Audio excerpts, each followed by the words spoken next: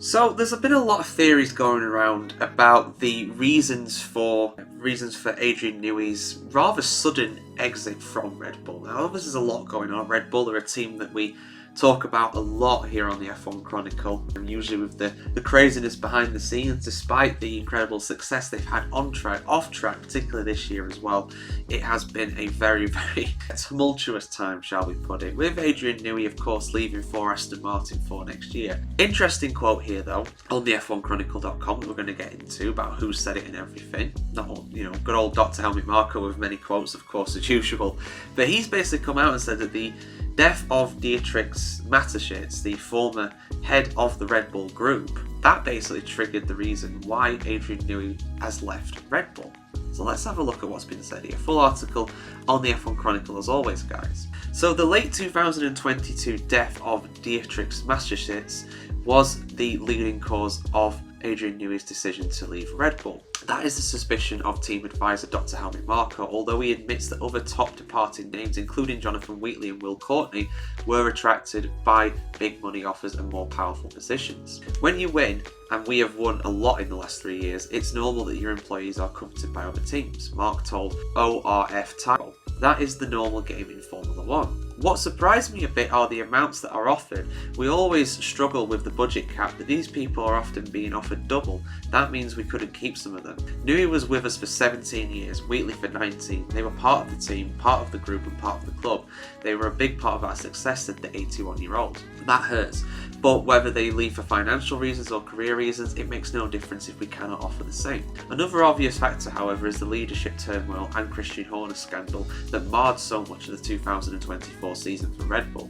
Marko explained, there was a certain charge with the death of Dietrich Mateschitz. He was in fact the only leader. He made quick decisions, he was charismatic and an entrepreneur who had a vision and was prepared to take risks. After his death, everything at the company had to be reorganised because you cannot just replace a single figure with such a personality with one person. I think that changes the team. In the team were also due to this, and especially in the case of Newey. I think that is why Adrian decided to look for a new challenge. And let's put it this way, the situation with Horner certainly didn't help, but internally we sat down together and said that we had to join forces, work together in all areas to win this World Championship and also have a winning car for the future. That's a tough one to talk about. I mean, when Newey joined, Mateschitz, basically he was wanting to make a championship winning Formula 1 team. It was his ambition. I think he spoke to Christian. I mean, I believe I know I read this somewhere, and I think I read it in Adrian Newey's book. I might have read it somewhere else, but I definitely read that basically when Red Bull started in 2005, they brought Christian Horner on board, who had no Formula 1 experience whatsoever. I think he was the team principal of like ART or something like that in Formula 2, or GP2 as it was back then. And Mateschitz basically sat down with Horner and said, what do we need?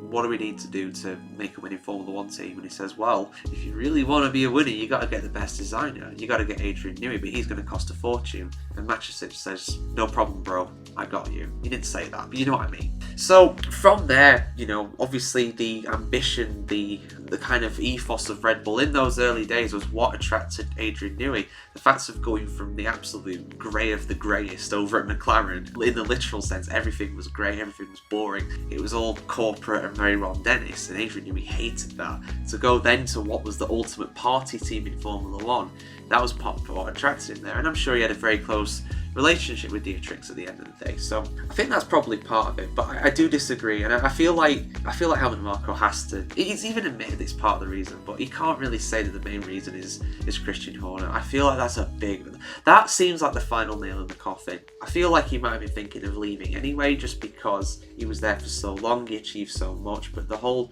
stress and turmoil of being around that team, I think that would have been too much for him. But yes, the passing of the founder, of course, is very sad, and that has to factor into what this is all about at the end of the day as well. But I feel like the Horner thing is a bigger thing. I feel like there's other top staff members. He says other top staff members leaving is part of the reason. I might be wrong here, but I think Adrian Newey was the first of those. I think Wheatley and all those other people, they've all left much later on. I'm sure they did, or said they were going to leave much later on. So I feel like that is not the reason. I feel like Newey leaving is maybe the reason why they've left, but I don't think them leaving is why Newey has left. But what do you guys think? What is the main reason for Adrian Newey leaving? Is it because Aston Martin have offered this amazing role of him being both a shareholder and also a part owner effectively, and also a designer? I don't think that's the reason he's left. I think that's the reason he's joined Aston Martin, but I feel like he was going to leave anyway.